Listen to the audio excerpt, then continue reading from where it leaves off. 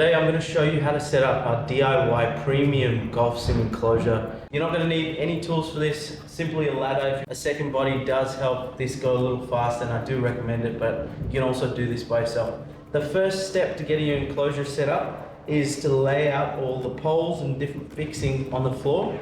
They're all numbered sequentially, so I highly recommend putting them in batches of those numbers. And then we'll move on to step number 2, which is we're going to start to sort them out into the different parts and sections of your enclosure, lay them out, and then get to fixing. You will get a complete instruction guide. To get started with this enclosure, we're going to start with the base and work our way up onto the top half of the enclosure. So we're going to start with the front, and we're going to grab a 4, a 2, and then the corner join, which will look like that.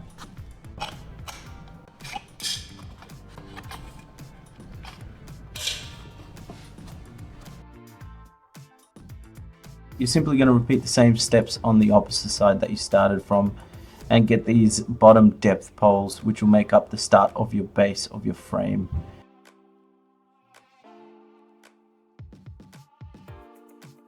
What we're going to now start to put together is the width poles that run across the bottom of your base. Click them in place using the same configuration we have here.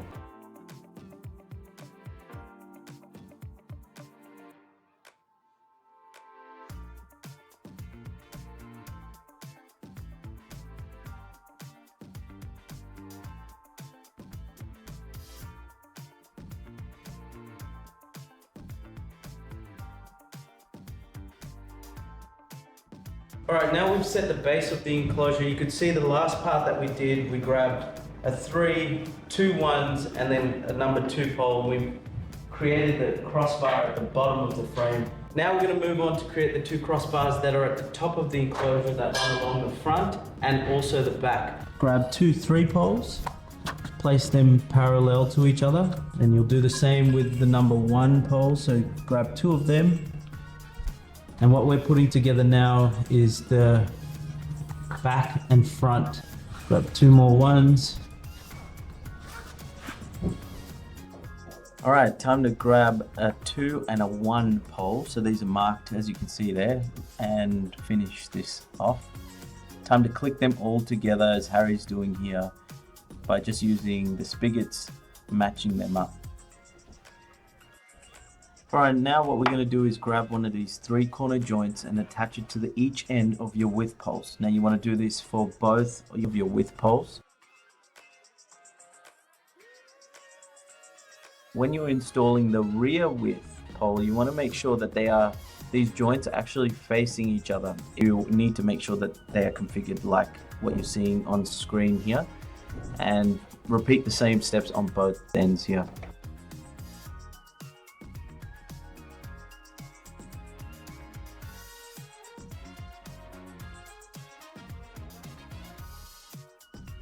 What you want to do next is grab either one of the width poles with the corner joint attached to it and move it about 3 meters away from the other pole. This will now give you the chance to make up the vertical poles. Okay, now you're going to need a 4, 2, and a 1. And what we're going to make up here are the vertical poles that attach to your 2 width poles. So using the configuration that is on the screen here, which is starting with the 1, that goes into the 2 and then into the 4, lay it out on the ground, and then start to connect these together in that order.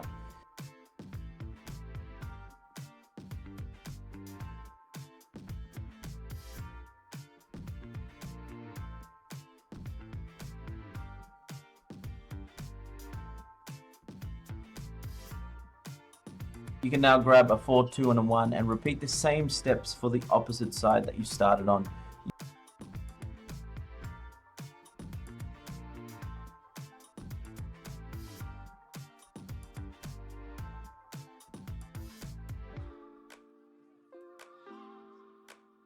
You can now grab the vertical poles that are attached to the top width pole and simply click them into your enclosure base by using the spigot.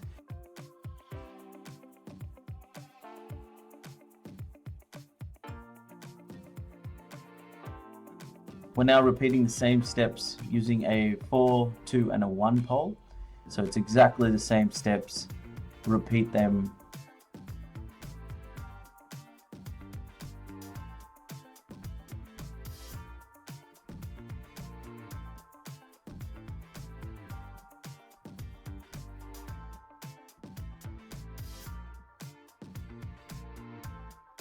What you're then going to do is make up your depth poles by grabbing a 4 and a 2 pole and clicking them together.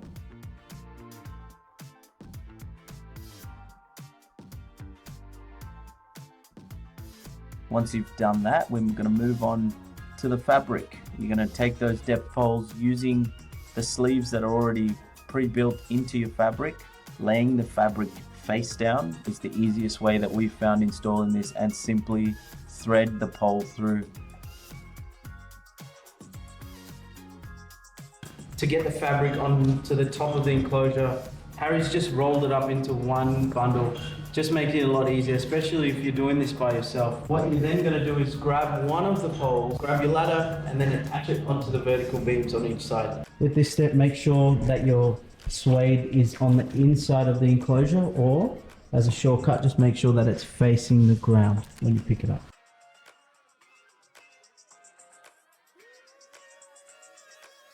Alright, the easiest way is to definitely follow the video as you're seeing here. You can do this, simply just grab the pole and the fabric as one piece. You can start at either end, it doesn't matter. Simply be able to click those spigots into place. You're going to repeat the same steps for the opposite side that you started from. Click that in place, and now, as simple as that.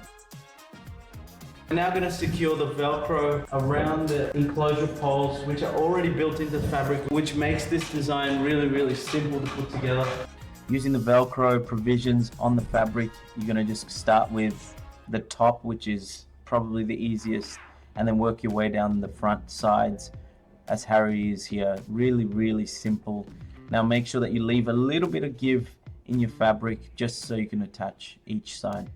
The enclosure is finally taking shape. Harry has now placed the fabric and installed it across the top and the sides of the enclosure, and now he's going around and attaching the fabric to the enclosure poles by using the velcro strips that are built into the fabric. Once you're done with getting the velcro strips in on the front and the top, you can then move around to the back, and you will start to see your fabric nicely fit around your enclosure.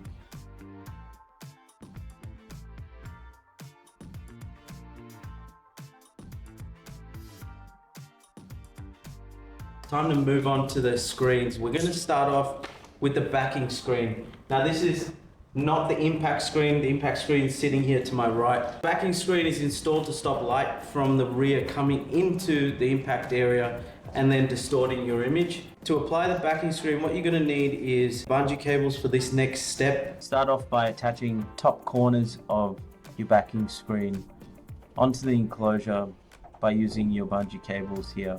Once you're done with that, you can then start to move on to the two bottom corners, attach them, and now you can work your way around comfortably, threading the bungee cables through. This is what it should look like once you're done with the backing screen. And now it's time to hang up your impact screen.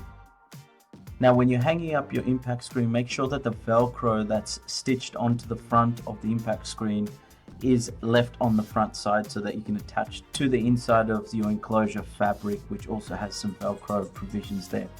After that, just go ahead and attach the rest of the impact screen to your enclosure using the bungee cables, and you're ready to go. If you have any questions, shoot them through in the comment section. Reach out to us, send us an email or a DM. Harry, thank you for your help.